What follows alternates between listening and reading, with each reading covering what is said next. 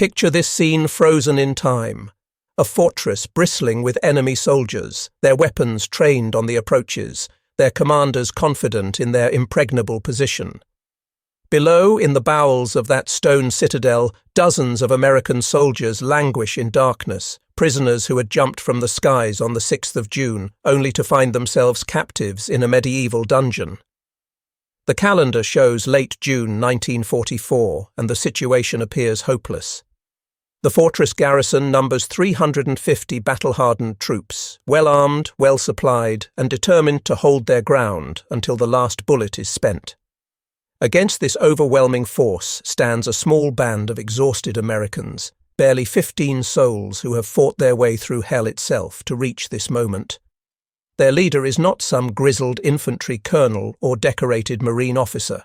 No, he wears the uniform of the United States Coast Guard, an organization more accustomed to chasing bootleggers and rescuing sailors than storming Hitler's European fortifications.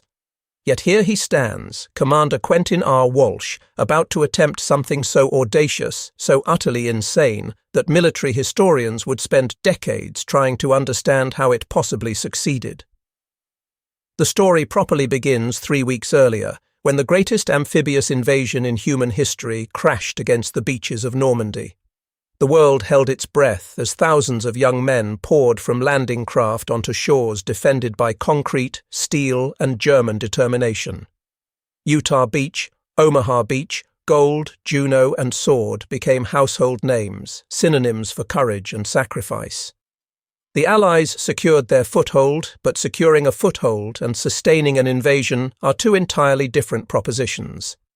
General Dwight D. Eisenhower and his staff understood that without a steady flow of supplies, the armies that had landed with such fanfare would wither and die.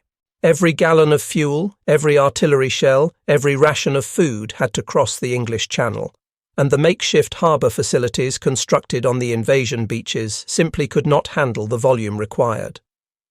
The Allied commanders needed a real port, a deep-water facility capable of receiving the massive cargo vessels that would keep the war machine running. Geography and circumstance pointed to one location, Cherbourg. Situated at the northern tip of the Cotentin Peninsula, Cherbourg possessed everything the Allies desperately needed. Its harbour could accommodate large ships, its docks could handle heavy cargo, and its location made it the obvious choice for sustaining operations in northwestern France. Adolf Hitler and his generals recognized this strategic reality just as clearly as Eisenhower did. Orders emanated from Berlin with typical Nazi fanaticism.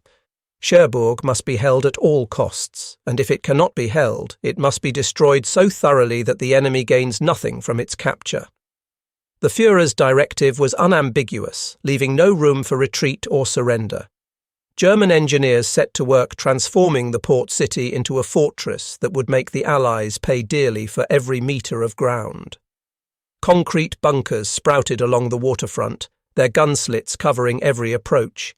Artillery batteries dug into the surrounding hills, their barrels trained on the harbour and the roads leading into the city. The harbour itself became a minefield with explosives planted on docks, cranes, and warehouses. Mines floated in the water, ready to tear open the hulls of any vessel attempting to enter. Scuttled ships blocked channels, and demolition charges were wired to every piece of infrastructure that might prove useful to an invading force. When elements of the United States 7th Corps began their northward push toward Cherbourg, they encountered a nightmare of defensive positions. The 79th Infantry Division bore the brunt of the initial fighting, their soldiers discovering that the hedgerows and small villages of Normandy had been transformed into killing zones. German machine gunners waited in concealed positions, their weapons positioned to create interlocking fields of fire. Mortars rained down from positions the Americans could not see, their shells bursting among advancing infantry with devastating effect. Snipers turned every corner into a potential death trap, forcing soldiers to move with agonizing slowness, checking every window and doorway before advancing. The division's casualties mounted steadily as they ground forward, measuring progress in yards rather than miles. Each street had to be cleared building by building, each structure potentially harboring enemy troops ready to fight to the death. The urban combat was exhausting, terrifying, and seemingly endless. While generals and colonels planned conventional assaults, requisitioning more artillery and calling for air support, one officer approached the problem from an entirely different angle. Quentin R. Walsh had spent his career in the United States Coast Guard, an organization whose peacetime mission involved maritime law enforcement, search and rescue, and maintaining navigational aids. He had chased rum runners through fog-shrouded waters during Prohibition, developing a knack for outthinking adversaries who knew they were outgunned. His service record showed a man who preferred cleverness to brute force, who understood that psychology could be as potent a weapon as explosives.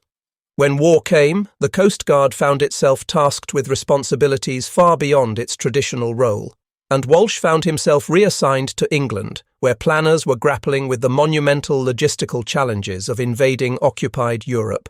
His expertise in ports and harbours made him invaluable, and when the question arose of how to secure Cherbourg before the Germans could render it useless, Walsh's name came up. The standard approach would have been to wait until army units had completely cleared the city, then send in engineers to begin the slow process of assessment and repair. Walsh rejected this methodology entirely, arguing that every day of delay gave the Germans more time to implement their demolition plans. His proposal was radical: form a specialized team capable of fighting its way into the port facilities and securing them before enemy engineers could complete their sabotage. This team would need to be compact enough to move quickly, skilled enough to fight when necessary, and knowledgeable enough to immediately begin the work of salvaging what remained. Walsh envisioned a unit of construction specialists who could handle weapons as well as tools, sailors who could read blueprints as easily as they could read a battlefield. The concept was approved, and Walsh found himself commanding a unit designated as Port Repair Party 4, consisting of 53 men drawn from Navy construction battalions, the legendary CBs. These were not elite commandos selected for their combat prowess. They were welders, carpenters, electricians, divers, and heavy equipment operators. Many had been construction workers in civilian life, men who built bridges and dams rather than storming enemy positions. They received combat training, of course, learning to handle rifles, grenades, and the other tools of infantry warfare, but their primary expertise lay in building and repairing rather than destroying. Walsh moulded them into something unique, a hybrid unit that blurred the lines between combat troops and engineers. He drilled them relentlessly, knowing that when the moment came, they would need to function as soldiers first and construction workers second. The men responded to his leadership, sensing that this quiet officer from Rhode Island possessed the kind of steady competence that keeps soldiers alive in desperate circumstances. The original plan called for Walsh's unit to land on D-Day itself, moving inland immediately to stay close behind the advancing infantry. Weather and the chaos of the invasion delayed their arrival, and they finally came ashore on Utah Beach 3 days after the initial landings. The scene that greeted them was apocalyptic. Wrecked landing craft littered the shoreline, some still burning, others already half buried in sand. Bodies lay covered with shelter halves, awaiting burial details that would come when time permitted. The smell of death mingled with cordite and salt spray, a combination that would haunt veterans for the rest of their lives. Supplies lay scattered across the beach in organized chaos, engineers working frantically to clear obstacles and establish routes inland. Walsh gathered his men and moved them off the beach, joining the stream of troops and vehicles heading into the Norman countryside. Their attachment to the 79th Infantry Division placed them squarely in the path of the German defenders, and the march north became a brutal education in combat. The famous Norman hedgerows, those ancient barriers of earth and vegetation that divided every field, turned out to be perfect defensive positions. German troops would establish positions behind a hedgerow, wait for American soldiers to enter the open field, and then open fire with devastating effect. Each hedgerow had to be approached carefully, often requiring flanking maneuvers or the use of explosives to create gaps. Artillery support helped, but the close terrain limited its effectiveness, and air support could not distinguish friend from foe in the patchwork landscape.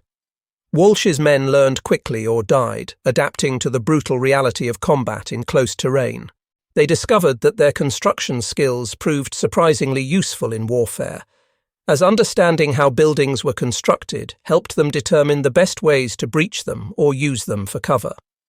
The march to Cherbourg consumed more than 2 weeks of constant movement and intermittent combat.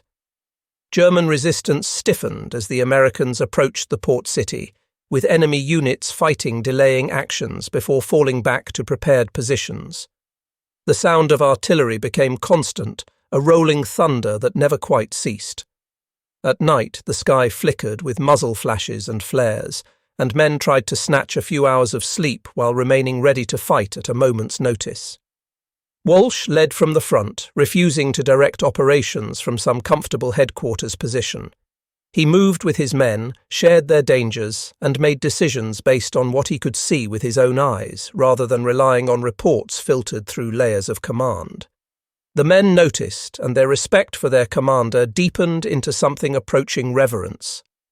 By late June, American forces had surrounded Cherbourg, cutting off the garrison from any hope of reinforcement or escape. The Germans had nowhere to go, but surrender did not appear to be an option they were considering. The city itself had been transformed into a fortress, with every street blocked and every building prepared for defence. German naval personnel, normally responsible for operating ships, found themselves fighting as infantry, defending their port against an army. Artillery crews turned their weapons on approaching American columns, firing over open sights at targets they could see directly. The civilian population, those who had not fled before the battle began, cowered in cellars and basements, praying that the fighting would pass them by. The sound of battle echoed through the streets day and night, punctuated by the crash of collapsing buildings and the staccato bark of machine guns. Walsh's unit entered the outskirts of Cherbourg alongside infantry units and immediately found themselves in vicious street fighting. The Germans had blocked roads with rubble and wrecked vehicles, forcing attackers into predictable routes covered by machine gun fire. Buildings had to be cleared methodically, with soldiers kicking in doors and throwing grenades into rooms before entering. The process was slow, exhausting, and terrifyingly dangerous. A German soldier could hide in a closet or behind furniture, waiting for Americans to pass before opening fire from behind. Windows and upper floors provided perfect positions for snipers, who could fire a few shots before disappearing into the building's interior. Every advance came at a cost, paid in blood and lives. Walsh personally led assaults on particularly stubborn positions, refusing to ask his men to take risks he would not share.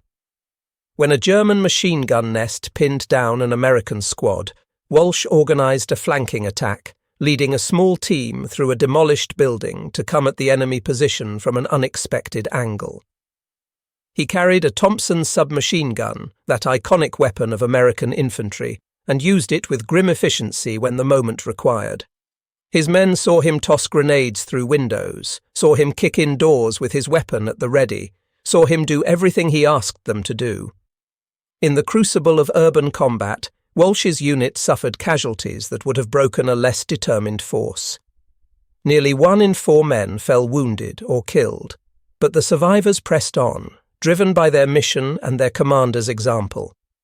The arsenal of Cherbourg represented a particularly important target, a sprawling complex of warehouses, workshops, and storage facilities that contained vast quantities of German military supplies.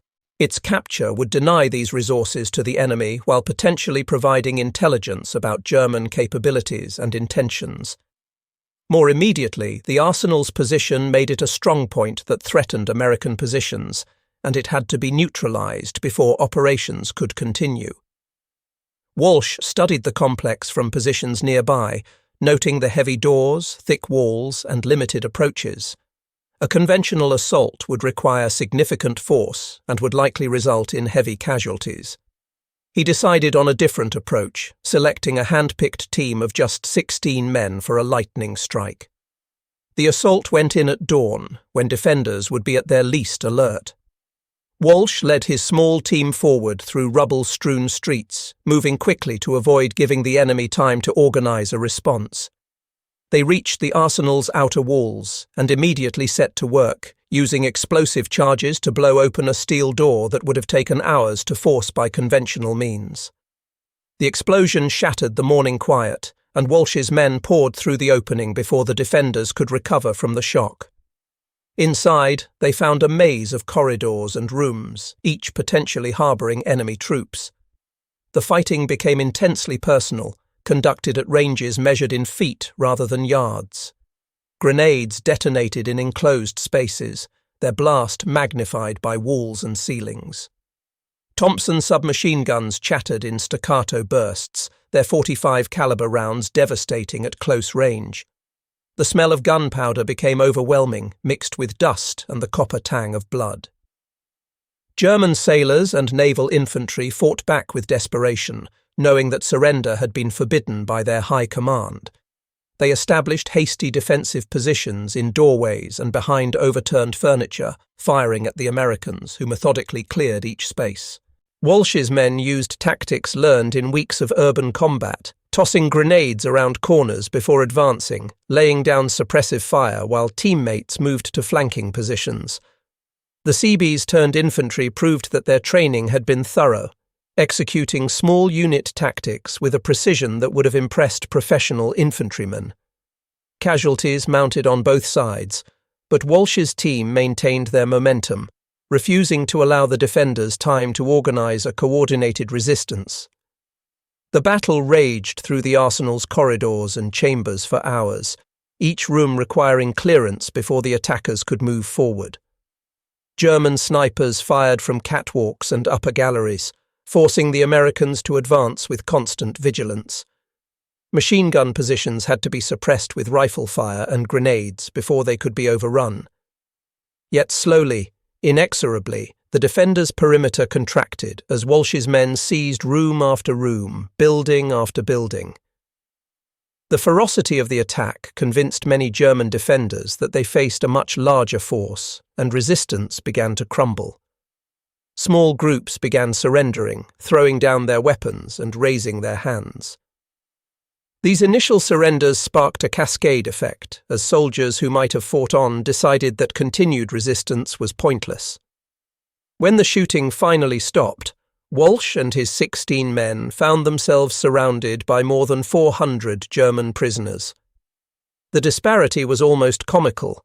A handful of American sailors and construction workers had captured a force that outnumbered them by more than 20-1.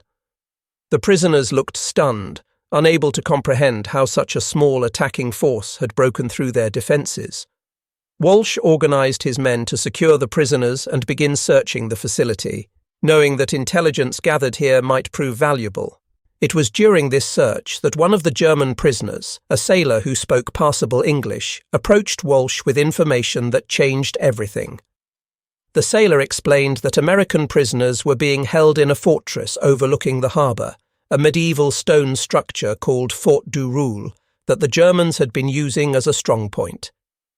These were not ordinary prisoners of war who had surrendered in battle, but paratroopers captured on D-Day when they had dropped inland behind enemy lines. The 82nd and 101st Airborne Divisions had suffered numerous casualties on that first day, with many men landing in the wrong locations, isolated from their units and vulnerable to German patrols. 52 of these paratroopers had been captured and were now imprisoned in the fortress dungeon, held under conditions that violated every standard of military conduct. The information hit Walsh hard, as any soldier would be affected by news of comrades held captive by the enemy. He questioned the German prisoner carefully, extracting every detail about the fortress, its garrison, and the condition of the American prisoners. The picture that emerged was grim.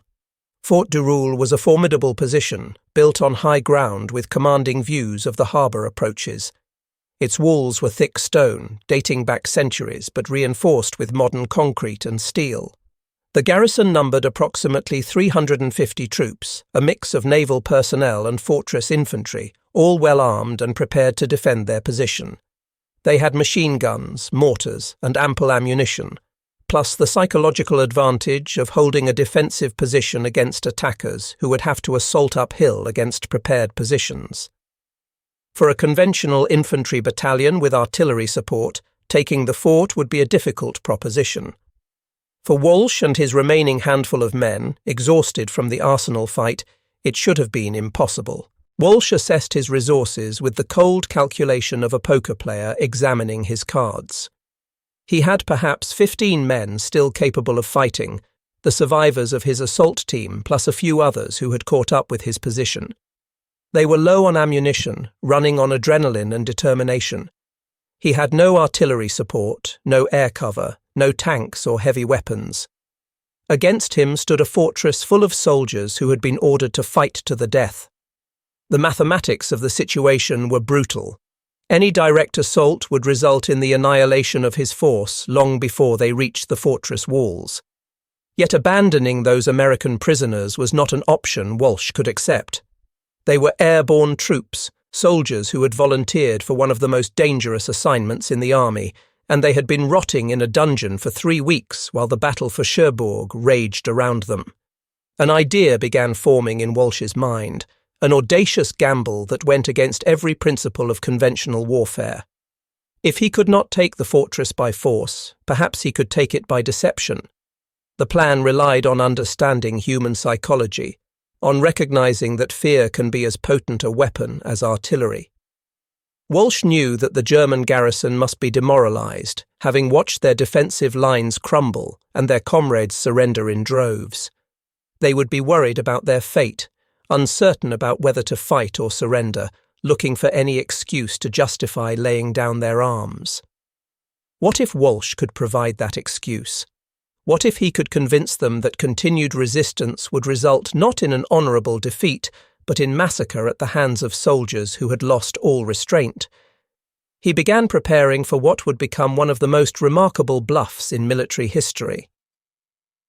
From his pocket, Walsh produced a white silk handkerchief, an item of personal property that would serve as his flag of truce.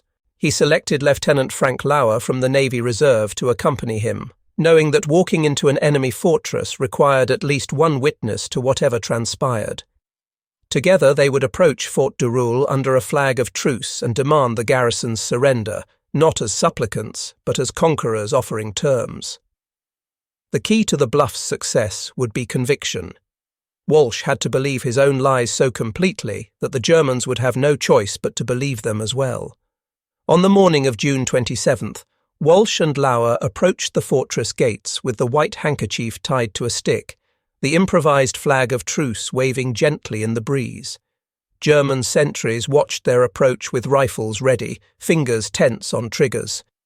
The two Americans walked steadily forward, showing no fear, no hesitation. Behind them, out of sight of the fortress defenders, Walsh had positioned his remaining men with instructions to make as much noise as possible, to create the illusion of a much larger force preparing for assault. They were to march back and forth, shout orders, fire occasional shots into the air, anything to suggest that hundreds of soldiers were massing for an attack. The fortress gates opened slowly, and Walsh and Lauer were escorted inside under the watchful eyes of German soldiers who clearly had orders to shoot at the first sign of treachery. They were brought to the German commander, an officer whose name has been lost to history, but whose dilemma was very real. He commanded a substantial garrison in a strong position, but he also knew that Cherbourg was falling, that German forces throughout the region were collapsing, and that continuing to fight might mean death for all his men. Walsh read this uncertainty in the commander's face and knew his gamble might succeed. What followed was a masterclass in psychological warfare, a performance worthy of the finest actor playing for the highest stakes imaginable. Walsh spoke with absolute confidence, his voice steady and cold, painting a picture of nightmare for the German commander. He described an army of paratroopers, 800 strong, that had fought its way into Cherbourg and had been transformed by weeks of brutal combat into something barely human. These were not disciplined soldiers anymore, Walsh explained, but blood-crazed killers who had witnessed too much death, suffered too many casualties, and lost all restraint. They were, he claimed, at this very moment moving through the city, and he could barely control them. He spoke of scalping, of atrocities committed against German prisoners, of soldiers who had crossed the line from warfare into savagery. The German commander listened, his face betraying nothing, but Walsh could see the calculation occurring behind his eyes. The story was plausible enough to be terrifying.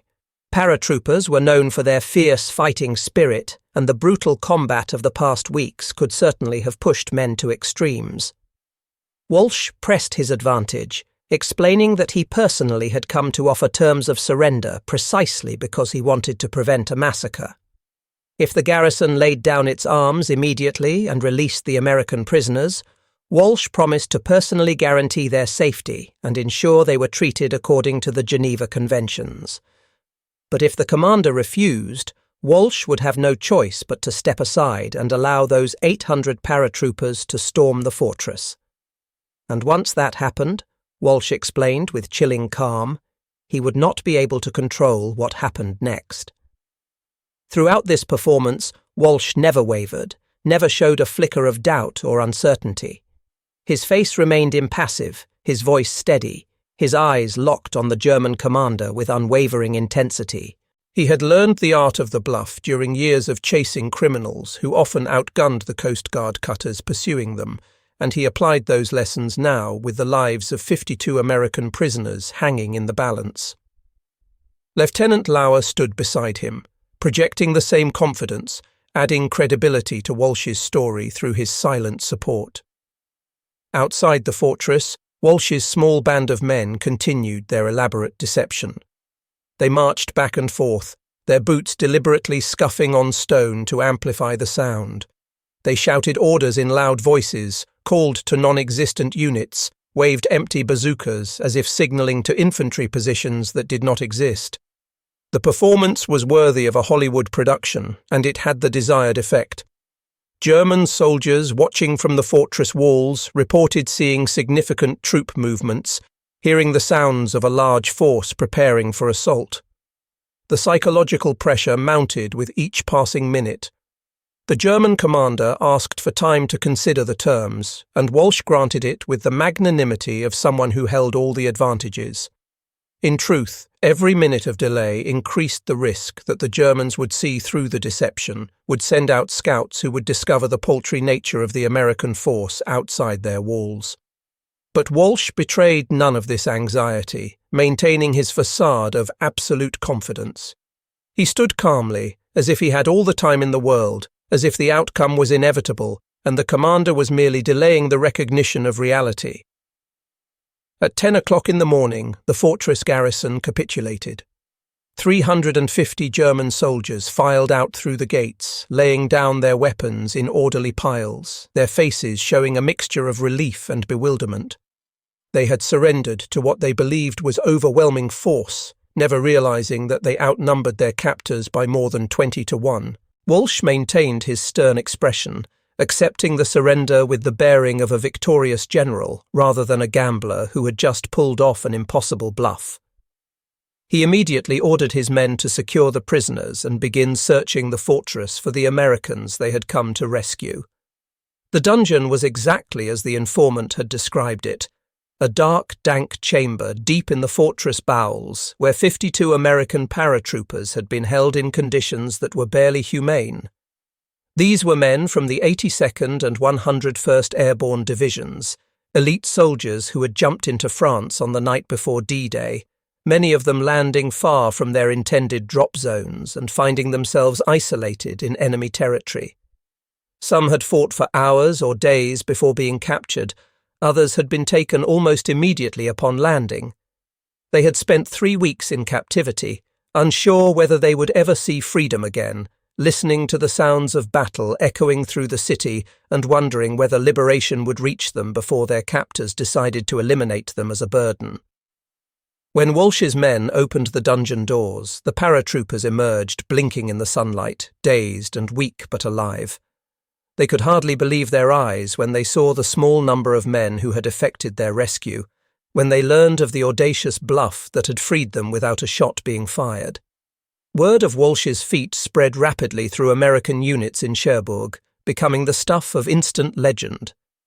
A Coast Guard officer with barely a dozen men had talked an entire fortress into surrendering, had rescued 52 prisoners through sheer nerve and psychological warfare.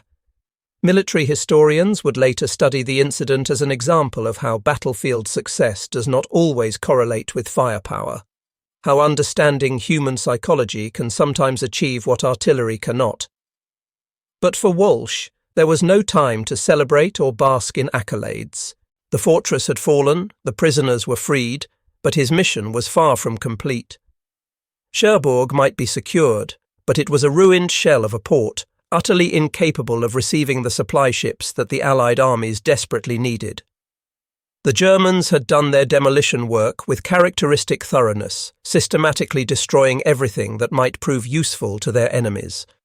The harbour was a nightmare of sunken ships, demolished cranes, destroyed warehouses, and thousands of mines floating in the water or buried along the docks. Underwater obstacles blocked the channels that ships would need to use. The electrical systems that powered cranes and pumps had been sabotaged. Even the harbour charts had been destroyed or falsified, making navigation treacherous for any vessel attempting to enter. Walsh transitioned immediately from warrior to engineer, assembling his remaining men and beginning the monumental task of assessment. They needed to determine what could be salvaged, what needed to be rebuilt, and what obstacles represented the greatest threats to reopening the port. Time was the enemy now, as critical as any German garrison. Every day that Cherbourg remained closed was another day that Allied armies had to rely on the limited capacity of the invasion beaches, another day that fuel and ammunition had to be rationed carefully. General George S. Patton's Third Army was preparing for a breakout operation that would exploit the bridgehead and race across France, but that operation depended entirely on the logistics tail that only a functioning deep-water port could provide. Walsh established his headquarters in a waterfront building that had partially survived the German demolitions, setting up a command post that would coordinate all the salvage and repair work. He began systematically interrogating German prisoners who had worked in the port, extracting every scrap of knowledge about where mines had been placed, which facilities had been wired with explosives, and what condition the underwater infrastructure might be in. He also sought out French civilians, dock workers and harbour pilots who had intimate knowledge of Cherbourg's facilities and could provide details the Germans either did not know or would not reveal. Every conversation added another piece to the complex puzzle of how to resurrect a dead port. The mine situation represented perhaps the most immediate danger. The harbour was infested with various types of mines. Contact mines that would explode when struck by a ship's hull, magnetic mines that would detonate when they sensed the metal of a vessel passing overhead, and acoustic mines triggered by the sound of ship engines. Conventional mine sweeping could handle some of these threats, but it was slow, dangerous work that required specialized vessels and trained crews. Walsh, displaying the same innovative thinking that had characterized his entire Cherbourg operation, came up with an unconventional solution. He commandeered every wooden sailboat he could find in the region, reasoning that these vessels were too light and too quiet to trigger the mines designed to destroy steel warships. These improvised minesweepers would sail predetermined courses through the harbour, marking safe channels that larger vessels could follow. It was dangerous work, with every trip risking the possibility that a mine would detonate anyway. But French volunteers came forward to crew the boats, eager to help liberate their port. Walsh personally accompanied many of these sweeps, standing on the deck of a small sailing vessel and watching the water for any sign of danger. His presence encouraged the French sailors and set an example for his own men. Their commander would not ask them to face risks he would not share. Slowly, painfully, safe channels began to appear in the harbour, marked with buoys that would guide incoming ships away from the most dangerous areas. Simultaneously, Walsh organised teams to tackle the physical obstacles littering the port. Sunken ships had to be either raised or demolished to clear berths where supply vessels could tie up. Wrecked cranes had to be repaired or replaced, a monumental undertaking given the specialised nature of port equipment. Warehouses needed to be made structurally sound and cleared of booby traps. Electrical systems had to be restored to power the pumps that would keep the harbour functioning. Each task seemed overwhelming in isolation, but Walsh broke them down into manageable pieces, assigning teams to specific objectives and demanding regular progress reports. He bypassed military bureaucracy whenever it threatened to slow operations, using his initiative to requisition equipment and personnel from whoever had them, apologizing to the proper authorities after the fact rather than waiting for approval that might take days or weeks. His approach infuriated some staff officers who believed proper military procedure required routing all requests through official channels, but Walsh had learned that wars are not won by following peacetime regulations. He needed equipment immediately, and if that meant appropriating it from army supply dumps without proper paperwork, so be it. He would deal with any consequences later, after Cherbourg was operational. This willingness to cut through red tape and take personal responsibility for unorthodox decisions characterized Walsh's entire approach to the salvage operation and contributed significantly to its remarkable success. Within weeks of Cherbourg's capture, against every prediction and contrary to all conventional wisdom, the first Allied supply ships entered the harbour. These initial vessels carried limited cargo, navigating carefully through the still dangerous waters, but their arrival marked a psychological turning point. The port was no longer dead. It was being resurrected through the determination and ingenuity of Walsh and his men. More ships followed in subsequent days, each one carrying more supplies, each one demonstrating that the harbour's capacity was growing. By August, barely 2 months after Walsh had bluffed his way into Fort du Roule, Cherbourg was operating at near pre-war capacity, handling thousands of tons of supplies daily and functioning as the primary logistics hub for Allied operations in northwestern France. The impact on the campaign proved decisive. General Patton's Third Army launched its famous breakout operation, racing across France with a speed that stunned both Allies and Germans. The tanks that rolled across the French countryside burned fuel that came through Cherbourg, fired shells that had been unloaded at Cherbourg's docks, and were maintained with spare parts that arrived on ships Walsh had guided into the harbour. Supreme Commander Eisenhower, in his post-war memoir, specifically credited the early opening of Cherbourg as one of the key factors enabling the rapid liberation of France. Without that port, the armies would have remained constrained by logistics, unable to exploit their tactical victories because they lacked the supplies to sustain deep penetrations into enemy territory. For his actions at Cherbourg, Commander Quentin R. Walsh received the Navy Cross, the second highest military decoration for valour that can be awarded by the Department of the Navy. The citation accompanying the medal detailed his capture of 2 major strongholds, the surrender of 750 enemy troops, and the rescue of 52 American prisoners of war. It spoke of extraordinary heroism and conspicuous gallantry in action against enemy forces, of leadership under fire and brilliant tactical thinking. But reading the citation years later, one senses that even this official recognition somehow failed to capture the full audacity of what Walsh had accomplished. How do you adequately describe the nerve required to walk into an enemy fortress and convince its garrison to surrender through pure psychological warfare? How do you quantify the impact of opening a vital port weeks ahead of schedule, potentially saving thousands of Allied lives by enabling a faster end to the war? Walsh himself never spent much time dwelling on his own heroism or seeking recognition for his achievements. After Cherbourg, his war continued without pause. In August of 1944, he assumed command of a much larger unit, more than 400 men, tasked with helping liberate additional ports along the French coast.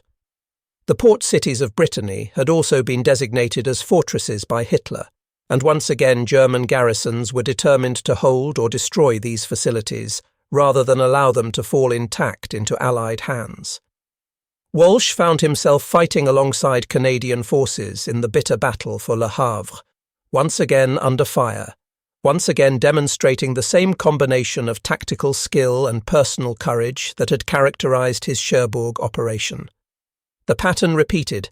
savage fighting to secure the port, followed by the exhausting work of salvage and reconstruction under constant time pressure.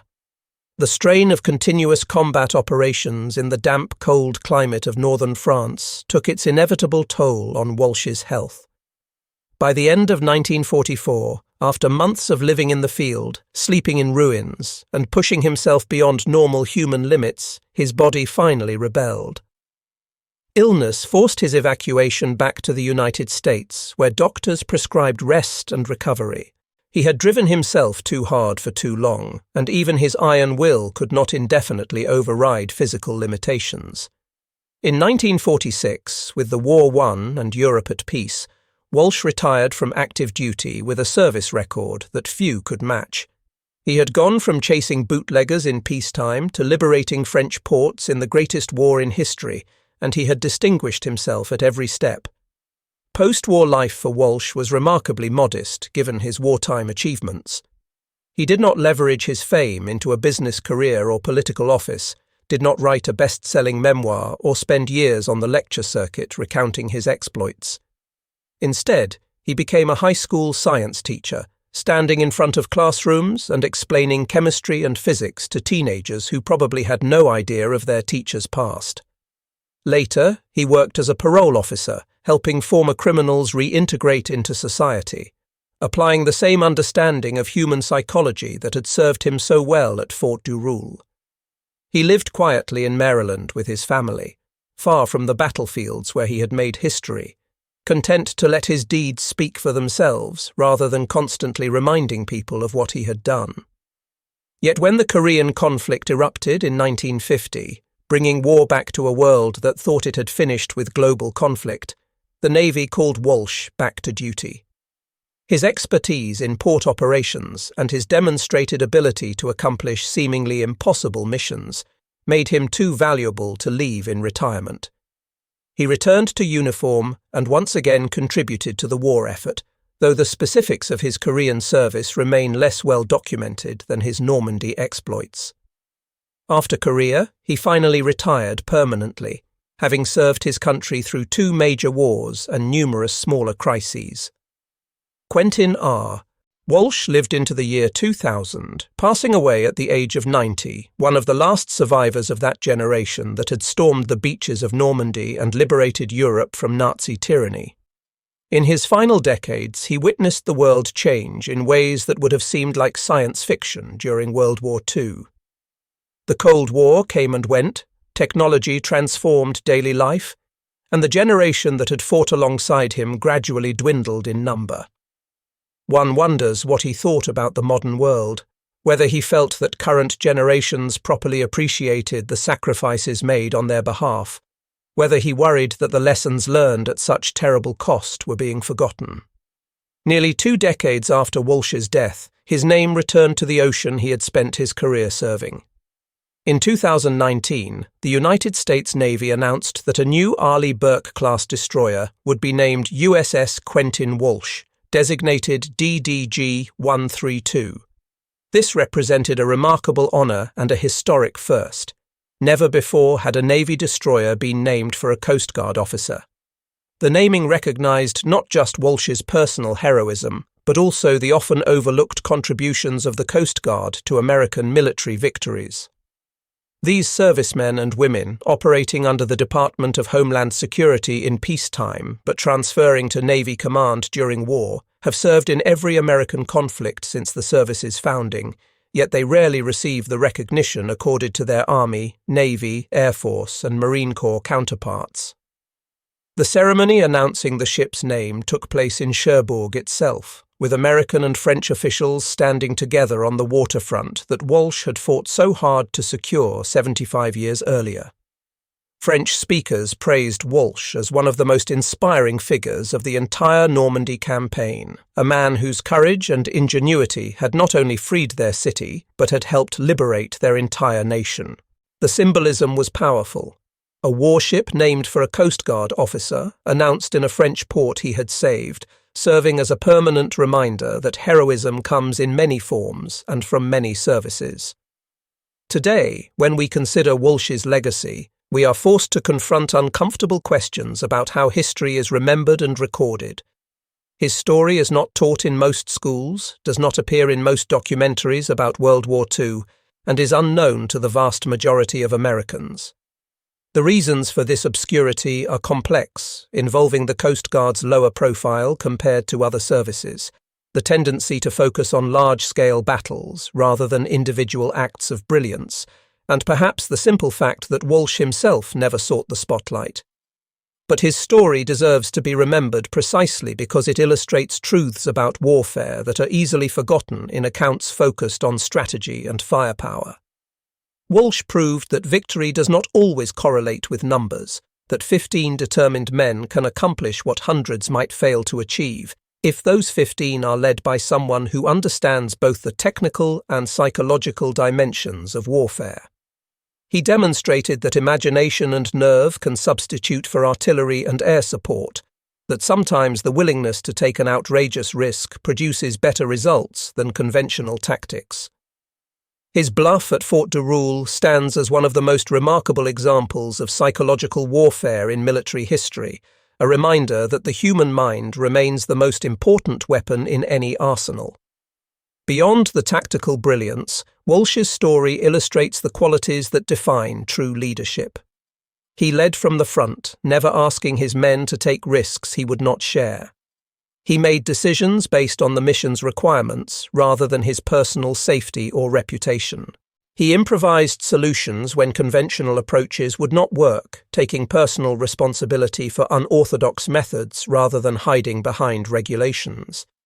He treated his men as the professionals they were, training them thoroughly and then trusting them to execute their assignments with minimal supervision. These leadership principles are timeless, applicable to military operations, business ventures, or any human endeavor requiring coordinated effort toward difficult goals. The physical courage Walsh displayed is obvious enough. Walking into enemy fortresses, leading assaults against superior numbers, exposing himself to fire when tactical situations demanded it. But perhaps more impressive was his moral courage, his willingness to make decisions that could have resulted in court-martial if they had failed. Commandeering equipment without authorization, bypassing military bureaucracy, walking into Fort de Roule with a handful of men and a preposterous bluff, any of these actions could have ended his career if they had gone wrong. Walsh accepted those risks because he understood that the mission mattered more than his personal welfare, that getting Cherbourg operational quickly would save lives and shorten the war, and that sometimes achieving important objectives requires disregarding the rules designed for ordinary circumstances. His approach to the salvage operation showed the same qualities that had characterized his combat leadership. He identified the critical path, the sequence of tasks that most urgently needed completion, and allocated resources accordingly rather than trying to do everything simultaneously. He sought expert knowledge wherever he could find it, listening to German prisoners, French civilians, and his own men rather than assuming he had all the answers. He adapted plans as circumstances changed, remaining flexible enough to adjust when reality did not match expectations. And throughout the process, he maintained the same relentless focus on the objective, never allowing setbacks or obstacles to divert him from the ultimate goal of opening the port. When we step back and consider the totality of Walsh's accomplishments at Cherbourg, the scale becomes almost incomprehensible. In the space of a few weeks, with fewer than 60 men, he fought his way through a fortified city, captured 2 major strongholds, freed 52 American prisoners, induced the surrender of more than 700 enemy soldiers, and then resurrected a demolished harbour weeks ahead of schedule. Any one of these achievements would mark a successful military operation. Walsh accomplished all of them in rapid succession, each building on the previous success, each requiring different skills and mindsets. The fortress Bluff, in particular, deserves continued study by military professionals, psychologists, and anyone interested in negotiation and persuasion. Walsh created a narrative, the story of blood-crazed paratroopers beyond control, that was just plausible enough to exploit his opponent's existing fears and uncertainties. He delivered that narrative with absolute conviction, never wavering, never showing doubt. He supported the narrative with theatre, the staged movements and sounds that suggested forces which did not exist.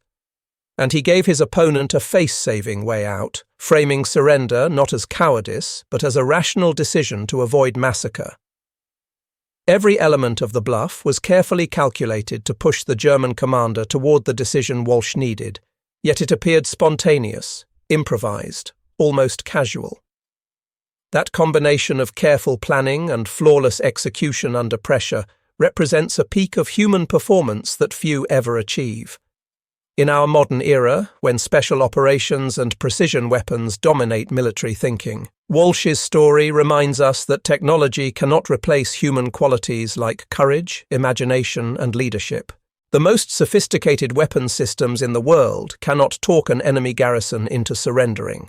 Only a human being who understands psychology and is willing to take enormous personal risks can accomplish such a feat. Satellite imagery and signals intelligence could not have reopened Cherbourg weeks ahead of schedule. That required Walsh's combination of technical knowledge, willingness to improvise, and refusal to accept conventional timelines. Perhaps that is the ultimate lesson of Quentin R. Walsh's story, that individual human beings still matter in warfare, that one person with the right combination of skills, courage, and determination can change the course of events far beyond what their official position or available resources would suggest possible. In an age that often reduces war to statistics and technology, to discussions of firepower and logistics, Walsh reminds us that battles are still fought and won by people, and that exceptional people can achieve exceptional results even in the most unpromising circumstances.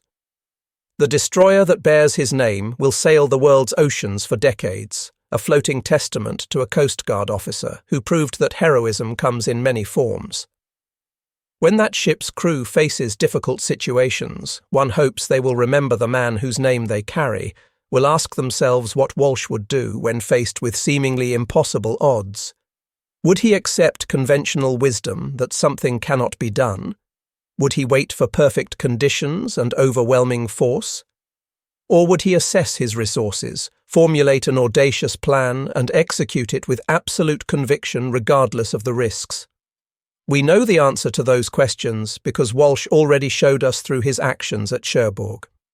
He would take the mission, gather his small band of determined followers, and march straight toward the objective regardless of obstacles.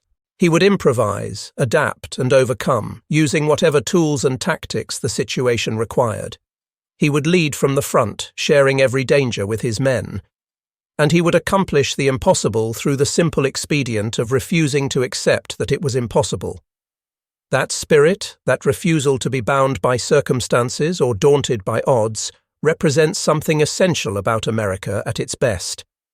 The nation that won World War II did so not through superior numbers or technology alone, though both helped, but through the accumulated efforts of countless individuals who rose to extraordinary challenges and found within themselves reserves of courage and capability they had not known they possessed. Walsh was one of those individuals, a quiet man from Rhode Island who discovered in the crucible of war that he possessed the qualities of a great leader and warrior. His story deserves to be told and retold, taught to each new generation as an example of what human beings can accomplish when they refuse to be limited by fear or convention.